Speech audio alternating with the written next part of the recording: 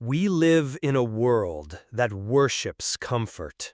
Scroll instead of think. Click instead of feel. Distract instead of face.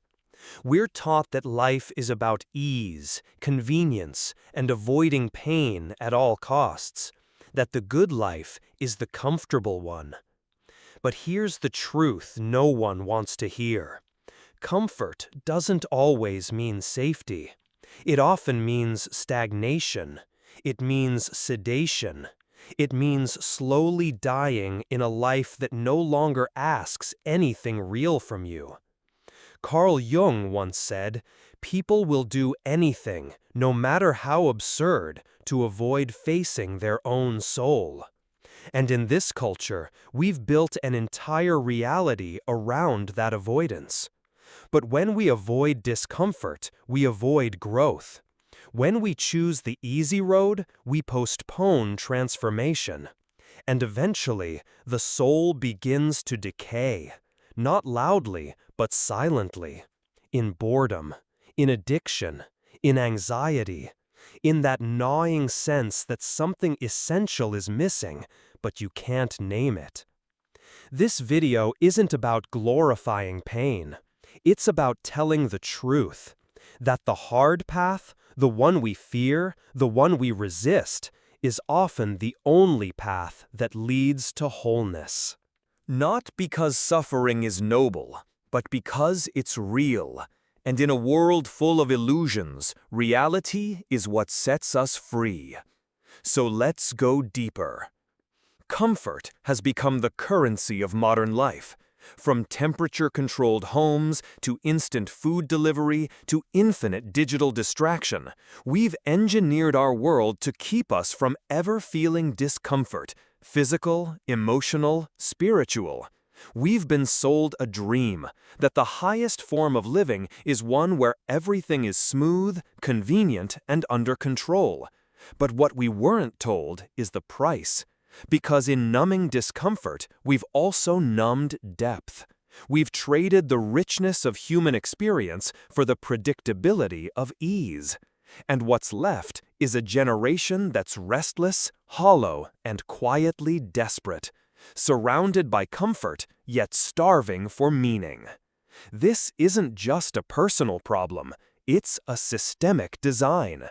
Corporations profit from your inertia. Algorithms thrive on your distraction. Comfort isn't freedom, it's a product. And the more addicted you become to it, the easier you are to control. Carl Jung didn't live in an age of smartphones or instant gratification, but he deeply understood the danger of avoiding inner tension. He called it psychic disintegration, a slow decay of the soul that happens when we seek pleasure at the expense of authenticity. In today's world, that disintegration is disguised as wellness, as positive vibes only, as living your best life. But what kind of life demands that you never be challenged, that you never face fear, pain, or uncertainty? It's not a life. It's a cage padded in luxury. And the tragedy is, most people don't even know they're in it, because comfort feels like peace. It feels like safety. Until one day it doesn't. Until one day your spirit starts screaming in the silence. Not for more things, but for something real. A struggle that matters. A fire that purifies. A purpose that costs something. You see it everywhere, the avoidance of hard conversations, the fear of commitment, the obsession with self-image. These aren't just social trends, they're symptoms of a deeper cultural illness. An unwillingness to confront the discomfort required for real transformation. Because comfort doesn't just numb pain, it stunts growth. You don't get strong by staying soft. You don't evolve by staying safe. And the soul knows this. That's why even in the middle of a comfortable life, something feels off. A quiet grief, a hidden resentment, a sense that you've betrayed something sacred in yourself. This is the cost of a culture that told you comfort was the goal, that your only job was to feel good. But Jung reminds us, the goal isn't to feel good, it's to become whole. And wholeness often means facing the very things we were taught to run from. There's nothing wrong with comfort until it becomes your prison. Until you start avoiding challenge, not because it's wrong, but because it's hard. And in that moment, you start shrinking. Not because you're incapable, but because you've forgotten who you are beneath all the convenience.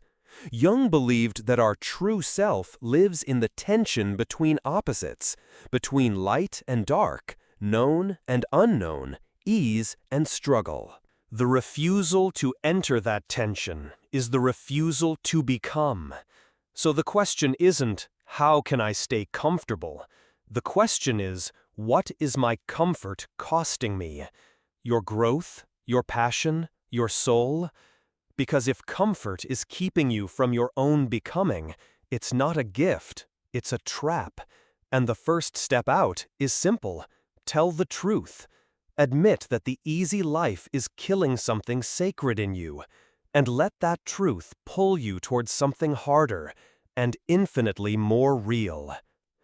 Carl Jung called it the shadow, the part of ourselves we'd rather not see, not because it's inherently evil, but because it holds everything we've disowned: rage, fear, lust, envy, weakness, shame, even power. The shadow isn't the villain, it's the denied. And the more we refuse to face it, the more it rules our lives from the dark.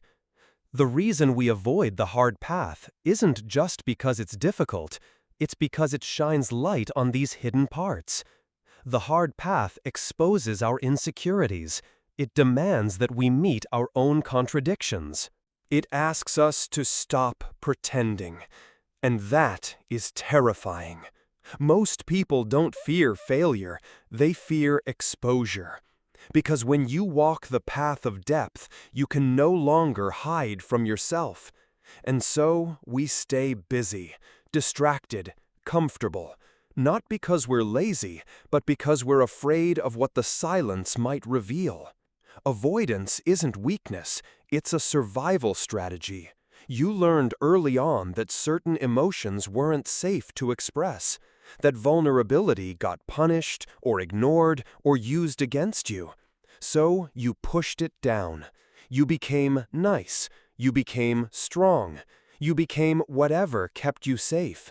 And now, decades later, you still flinch at discomfort. Not because you're soft, but because your nervous system remembers. Jung understood this well. He knew the psyche protects itself, even at the cost of wholeness. But healing doesn't happen through avoidance. It happens through integration. That means turning toward the very emotions you've spent years pushing away. It means feeling what you once had to numb. It means grieving the childhood self who learned to equate love with silence. And that grief, that inner reckoning, is the beginning of real strength. Not the polished kind, the rooted kind. The shadow doesn't disappear when ignored, it becomes louder. It shows up in your relationships, your addictions, your anger, your anxiety. The harder you try to stay positive, the more it pushes from below. Because the psyche doesn't want you to be comfortable, it wants you to be whole. And wholeness requires confrontation, not violence, not shame, but honesty. A radical honesty with yourself. What am I avoiding? What truth do I already know but refuse to live? The shadow holds the answers, but they're wrapped in discomfort. That's why the hard path is sacred, not because pain is noble, but because it reveals what you've been pretending not to see. And once you see it, you can't unsee it. You begin to reclaim the parts of you that were exiled, and in doing so, You remember what it means to feel real. Not perfect, not pure, just real. So what would happen if you stopped running from your shadow? If instead of numbing, you listened? If instead of fixing, you felt? There's a kind of healing that doesn't look like light. It looks like descent, like discomfort, like sitting in your own darkness long enough to hear its message. Jung called this the night sea journey, a descent into the unconscious, not to drown, but to retrieve something lost. Courage, integrity, soul. That journey isn't comfortable, but it's holy. And every time you avoid it, every time you reach for distraction instead of depth, you delay your return to yourself. The shadow is not your enemy. It is your initiation. And the path you've been avoiding, the hard, unglamorous, terrifying path, is the one that leads straight to it, through it, and finally, beyond it. Growth doesn't happen in the warm glow of comfort. It happens in the fire. The hard path breaks you, and that's precisely why it transforms you. Because the parts of you that are breaking, They were never you to begin with. They were the masks, the performances, the strategies you built to survive, but that now keep you from living. Carl Jung believed the self could only emerge when the ego is shattered, not destroyed, rearranged, stripped of illusion, forced to reconcile with its limits. The hard path brings you there, not out of cruelty, but necessity. Because you cannot become whole by staying the same. You cannot become who you were meant to be without facing what you've spent your life avoiding. And what you avoid rules you, until you choose otherwise. People often say, "But I don't want to suffer." Of course you don't. No one does. But what if the suffering you fear is actually the doorway to your own freedom? What if it's not punishment, but purification? Jung understood this. He knew that suffering, when entered consciously, becomes transformative. Because pain isn't just pain. Pain is data. Pain is direction. It reveals what matters, what's missing, what's out of alignment. The hard path forces you to feel that pain, not to drown in it, but to hear it, to let it tell you where your soul has been silenced, to let it show you what needs to die in order for something truer to live. Avoiding the hard path doesn't make you safe. It makes you numb. And numbness is not protection. It's exile from your own becoming. Transformation is not tidy. It doesn't come in inspirational quotes or 5-step plans. It comes in moments that strip you bare. When the job ends, when the relationship breaks, when you're left alone with the truth. And in that emptiness, you finally see what's real. That's where the hard path begins, not with answers, but with undoing. And if you can stay there, if you can resist the urge to fix or flee, something ancient begins to stir in you. Not the false self you constructed to get approval, but the deeper self, the one made for truth. That self doesn't emerge without a fight. It comes through darkness, through discipline, through letting go of everything you thought would save you. And in that surrender, you begin to reshape your life from the inside out. So many people ask, how do I change? The answer is simple. Not easy, but simple. You walk the road you've been avoiding. You tell the truth you've been afraid to speak. You feel the pain you've been numbing for years. And you do it not to suffer, but to become. Jung didn't teach healing as comfort. He taught healing as integration. That means entering the places where your soul has been fractured and making yourself whole again. Not by escaping your wounds, but by owning them. By walking straight into the fire and trusting that something deeper than fear will carry you through. This is the hard path, and it is the only one that transforms you from who you were into who you were always meant to be. There is a kind of quiet death that happens when comfort becomes your compass.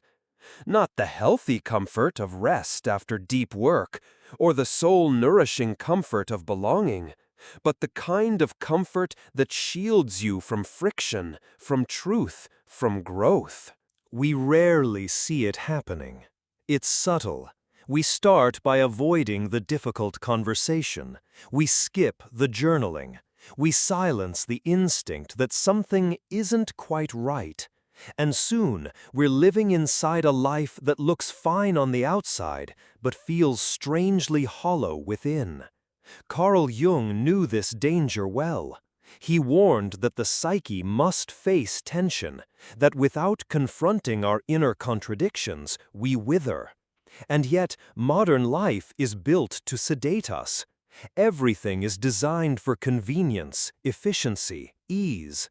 But ease has a hidden cost, the erosion of inner vitality. When you never challenge yourself, when you never go toward what unsettles you, your soul begins to sleep. There's a spiritual cost to choosing what feels good in the moment over what feels right for the soul. You might avoid discomfort, but you also avoid depth. And depth is where transformation lives. It's where truth becomes embodied. Jung's idea of individuation, the journey toward psychological wholeness, depends on walking directly into what we fear, what we repress, what we've been avoiding. But when comfort is king, individuation is impossible. You stay fragmented. You live only from your most polished parts. The rest, the wounded child, the repressed anger, the buried calling, stays in the basement. The more you choose ease over effort, pleasure over purpose, safety over soul, the more disoriented you become. You wake up one day wondering why you feel anxious in a life that's supposed to be peaceful. But peace isn't the absence of discomfort, it's the presence of truth. And truth, at first, often burns. Many people silently wonder why their inner fire has gone out, why they feel flat, numb, unmotivated. The answer isn't always clinical. Often, it's spiritual. They've been living too long inside comfort zones that were never meant to be permanent. They've been too obedient to fear, too cautious to risk. Jung would say they've lost contact with the self, that deeper, integrated center within us that only awakens when we face the shadow and integrate the opposites. But the shadow is uncomfortable. It requires descent, reflection, humility. And our culture teaches none of those things. Instead, it hands you screens, sugar, sex, and success. Endless loops of stimulation that keep you just awake enough to function, but too distracted to evolve. And slowly, without ever making a conscious decision, you lose access to your own depth. You become spiritually malnourished, starved for meaning, even if you've never missed a meal. So what is the cost of always choosing what's comfortable? It's the life you never lived, the voice you never followed, the truth you never dared to speak. And eventually, the cost becomes unbearable. Jung taught that symptoms, anxiety, depression, addiction, are often messages from the soul, trying to break through our avoidance. They are not problems to be numbed, but signals to be heard. Signals that you've been hiding too long from your real path, the hard path, the sacred path. Not because it leads to suffering, but because it leads through it and beyond it. That's what real inner work looks like. Not becoming harder, but becoming braver. Brave enough to risk visibility. Brave enough to walk into discomfort. Brave enough to rewrite the meaning of safety, not as absence of threat, but as presence of truth. There's a silence that falls over the soul when you avoid growth for too long. It's not peace, it's numbness. You stop feeling fully alive. You go through the motions. You laugh at the right times, respond to texts, post smiling pictures. But something underneath feels anesthetized, flat. This is one of the most dangerous symptoms of a life overly committed to comfort. When the psyche is blocked from evolving, it doesn't just pause, it withdraws. Carl Jung knew that the unconscious will find a way to speak, even if the conscious mind refuses to listen. And when it can't speak through inspiration or clarity, it speaks through disconnection. That disconnection often shows up as apathy, not because life lacks meaning, but because meaning has been avoided. Growth is the soul's language, and when growth is denied, the soul speaks in silence. And sometimes that silence becomes unbearable. Apathy isn't always a mental health issue. Sometimes it's a spiritual one. A soul that's been caged for too long begins to give up hope. It doesn't rage, it doesn't rebel, it just resigns. You start to say things like, "It is what it is," or "I'm fine," when deep down you're neither. That resignation often hides deep fatigue, the fatigue of maintaining a self that no longer fits. Jung taught that we cannot evolve without dissent, without facing the dark, the broken, the unresolved. But when that dissent is constantly delayed, when every challenge is met with avoidance, the system begins to shut down, not in protest, but in despair. Numbness is despair without volume. It's the quiet collapse of meaning beneath the surface of an otherwise normal-looking life. You may not even realize it's happening until, one day, nothing excites you. Nothing moves you. And the scariest part is, you start to believe that's normal. Numbness isn't an emotion. It's the absence of emotion, a deadening that happens when we've spent too long bracing against pain, when discomfort has been labeled as failure and suffering has been interpreted as weakness. The body and mind work together to keep you functional. But functionality is not aliveness. Jung would say that what you don't make conscious will control you, and numbness is what happens when that control system calcifies. You stop trusting your instincts. You stop listening to your intuition. You might even confuse stillness with stagnation or calm with apathy. But underneath, the soul is restless. It wants to move. It wants to evolve. And if you ignore that call long enough, you don't just numb pain, you also numb joy. Because the psyche doesn't let you selectively feel. When you suppress discomfort, you suppress wonder. Wonder needs openness, and numbness is a door closed too many times. So, what's the way out? First, You stop pretending that numbness is fine, that this flat, manageable existence is all you're capable of. Then you begin to feel again, slowly, gently, uncomfortably. You let the grief rise. You let the questions come. You stop judging the sadness and start honoring it as evidence that something in you still cares. Jung believed that symptoms are not enemies to be eradicated, but messages to be listened to. Apathy is a message. Numbness is a message. They're telling you, you've been away from your true self too long. The cure isn't another self-help hack or temporary distraction. The cure is descent, the courageous return to the places you've avoided. That might look like therapy, or solitude, or simply choosing the harder truth over the easier lie. Whatever the path, it begins with a decision: to feel again, to risk again, to live like your soul is still in there. Because it is.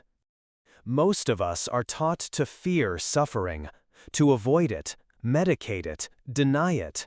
We're told that pain is a problem, a sign that something's wrong. But Carl Jung saw it differently. He believed suffering was a signal, not a mistake, a call to transformation, not punishment.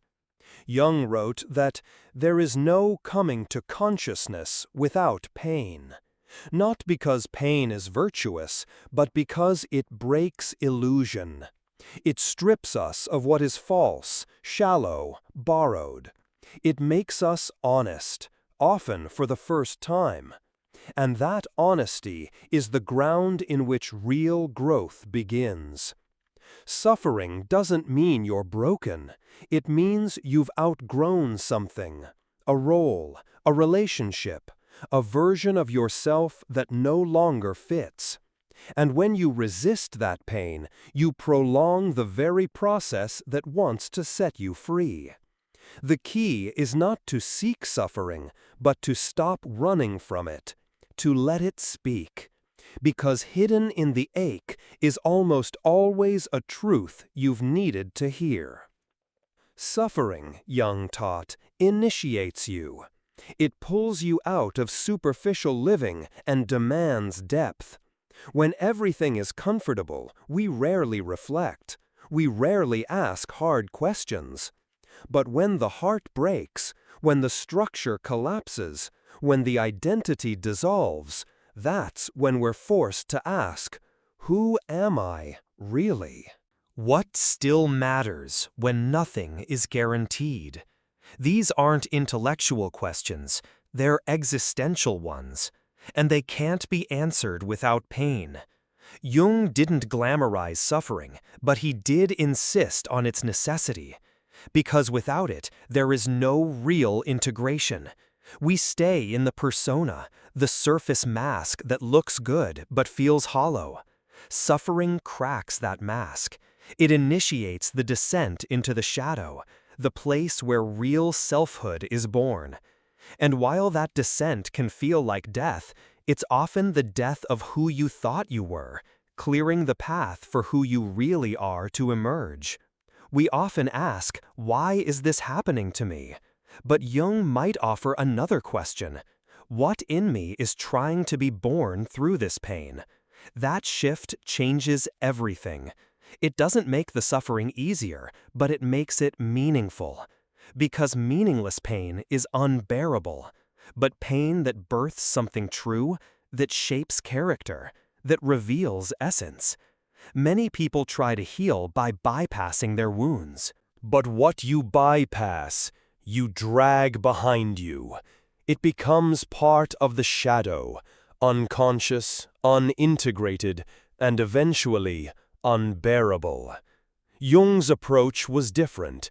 He invited people to turn toward their pain with curiosity, not contempt, to enter it with reverence, not resistance. Because the wound, when honored, becomes the womb of transformation. That's not poetic, It's psychological. The scar becomes the symbol, not of weakness, but of survival, integration, and depth. So what does it mean to reframe suffering? It means you stop asking, "How do I escape this?" and begin asking, "What is this asking of me?" It means you stop seeing pain as a defect and start seeing it as direction. Jung knew that the soul doesn't evolve through comfort, it evolves through crisis. If you're willing to meet the crisis consciously, that's when pain becomes sacred. Not because you enjoy it, but because you use it. You let it teach you what you were too distracted to notice. You let it humble the parts of you that were clinging to control. And eventually, the suffering carves out space inside you. Space for compassion, for depth, for realness. And in that space, the self begins to take root. Not the self you show the world, but the one that endures because it was forged in the fire. That's what Jung meant by transformation, not escaping the dark, but becoming light because of it. We love stories of transformation, the hero who rises, the phoenix who burns and returns, the person who conquers adversity. But what we often forget is that every hero's journey begins in the dark. In mythology, in religion, and in Jung's psychology, transformation always starts with descent into the underworld, into chaos, into the unconscious. Jung understood this not as a metaphor, but as an essential psychic truth. There is no rising without the fall, no clarity without confusion, no rebirth without a death. The descent is the beginning, not the detour. It's the place where everything you thought you knew about yourself is stripped away. The ego loses control. The old identity collapses. And what's left is not nothing. It's potential. Pure, terrifying, beautiful potential. But you can't access it from the surface. You have to go down. This descent isn't glamorous. It won't look good on social media. It might not look like progress at all. It's the sleepless nights, the identity crises, the heartbreaks that don't resolve in 3 steps. It's the "I don't know who I am anymore" moment. And that's exactly the point.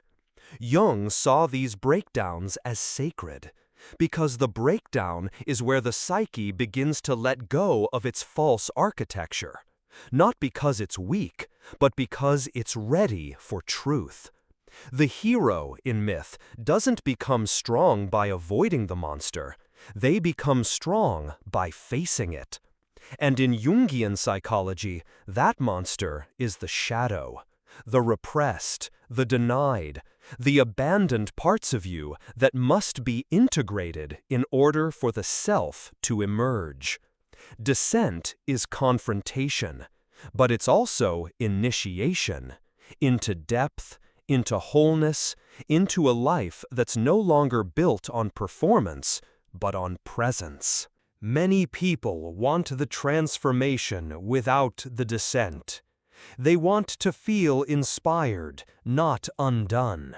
But inspiration without descent is fantasy. Jung taught that the journey toward the self always involves suffering, confusion, and deep inner reckoning. And yet, paradoxically, it also brings you closer to truth than anything else ever could. Because what you meet in the descent is not just your shadow, it's your soul, the real you, the one that existed before the masks, before the roles, before the trauma and defenses. The descent strips you bare, not to punish you, but to introduce you to what's eternal. It's in that stripping that you begin to see what was never really you. And in that terrifying clarity, you begin for the first time to come home to yourself. The hero is not the one who avoids the descent. The hero is the one who returns from it with something real in their hands. So if you find yourself in the dark, in the descent, don't assume something's gone wrong. Maybe something is finally going right. Maybe the path you're on isn't a detour, but a doorway. Jung would tell you, stay there. Don't rush to escape it. Let it teach you. Let it empty you of what no longer serves. Let it break the illusions that were never meant to last.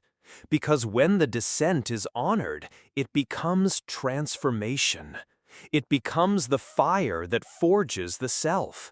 And when you emerge, not fixed, but formed, you carry something the world desperately needs. Not perfection, but presence. Not power over others, but integration within yourself. That's the real reward of the hero's journey. Not fame, not control, but wholeness. And wholeness is born in the dark. It's carved from silence. And it rises, slowly, bravely, from everything that once made you fall. Wholeness is not perfection. It's not about fixing all your flaws or reaching some untouchable spiritual height. Wholeness is inclusion. It is the courageous decision to embrace every part of yourself, the sacred and the shadowed, the brilliant and the broken. Carl Jung wrote, "I'd rather be whole than good." And he meant it, because goodness, as defined by external expectations, often demands fragmentation. It asks you to disown your anger, to hide your grief, to silence your instincts, all in service of being acceptable. But wholeness requires something braver, self-ownership. The hard path isn't about proving your strength to the world. It's about proving to yourself that you are worth the discomfort of growth, that you're worthy of truth, that you deserve to live from the center of your being, even if it costs you everything that once kept you small. Most people think self-love is soft, that it means giving yourself a break, sleeping in, treating yourself. And sometimes it does. But real self-love, radical self-love, is fierce. It's choosing to look at your patterns, even when they hurt. It's choosing to leave relationships that no longer reflect your truth. It's choosing to walk into fear, not because you enjoy it, but because you refuse to abandon yourself. That's the hard path. And it is love in action. Jung believed individuation, the process of becoming whole, was not optional. The soul demands it. If you ignore the call, the symptoms will come. Depression, anxiety, a sense of disconnection you can't explain. But when you answer the call, when you start walking the path, you begin to remember yourself. You begin to gather the pieces you left behind. And with every step, you send a message to your inner world. I am worth the journey. Wholeness doesn't mean the suffering ends. It means the suffering is no longer wasted. It has a place. It becomes part of the story, not something to erase. You stop rejecting your humanity and start reclaiming it. And in doing so, you make peace. Not with everything that happened, but with the one who lived through it. That's real self-love. Not affirmations in the mirror, not spiritual bypassing, but walking back into the dark to hold the hand of the younger you who never felt seen. Integrating the parts of you that were silenced for the sake of survival. That is the act of becoming whole. Jung knew that the self isn't discovered, it's forged, in crisis, in courage, in choice. And every time you choose what is real over what is easy, you strengthen that self. You deepen the roots. You become solid, not in arrogance, but in authenticity. Not unbreakable, but undivided. The hard path isn't a punishment, it's a return, a coming home. Not to who you were told to be, but to who you truly are. Each step is an act of remembrance. Each moment of discomfort is a seed of liberation. And over time, you begin to feel it. Your center returning, your voice getting clearer, your boundaries getting stronger, your love getting deeper, not just for others, but for yourself. This is the fruit of the work. Not perfection, not enlightenment, but integration. A life that feels coherent, a heart that feels alive, a mind that is no longer at war with itself. Jung never promised that the journey would be easy, only that it would be worth it. And when you look back, you won't remember how polished you looked. You'll remember how real you became. That is the reward of the hard path. Not just growth, not just healing, but the sacred, undeniable return to wholeness. You were never meant to live asleep. And yet, so much of the world rewards that sleep. The carefully constructed routines, the predictable reactions, the pursuit of comfort dressed up as peace. But deep down, something in you always knew that life was meant to be felt, not managed. That the soul didn't come here just to be safe, it came here to become. Carl Jung believed that the greatest tragedy isn't the presence of suffering, it's a life that never dares to meet itself. A life spent avoiding the very moments that could make it whole. Because yes, the path is hard. Yes, you will lose things, illusions, identities, sometimes even people. But what you gain is yourself. The part of you that no longer needs to pretend, that no longer needs to be rescued. The one that walks, not because it's easy, but because it's right. And that choice is still yours. Right now, even in this moment.